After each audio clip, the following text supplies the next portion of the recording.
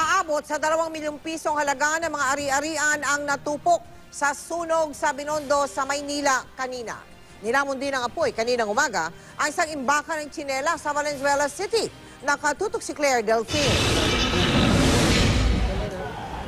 Alas 7 ng umaga nagsimula ang sunog sa warehouse na ito sa Industrial Road sa Karuhatan, Valenzuela City. Imbakan ito ng mga gomang tsinelas ng Adriatic Manufacturing Corporation. Ang nangyari siguro dyan yung sobrang init sa tagal ng kamada. Doon siya nag-trigger ng apoy. Masangsang din ang amoy ng usok dahil sa gomang nasusunog. Wala na po siyang danger na makaapekto ng mga katabing establishment o bahay. Naging mabilis ang pagresponde ng mga bumbero kaya naagapan ang pagkalat ng apoy sa mga katabing bahay at establishmento. Sa inisyal na pagtaya ng Valenzuela Fire Protection Unit, nasa 5 milyong piso ang halaga ng pinsala.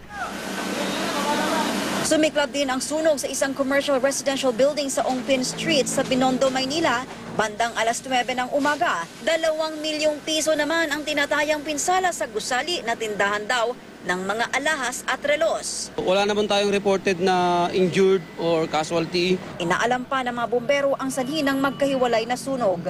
Claire Delfin, Nakatutok, 24 Oras.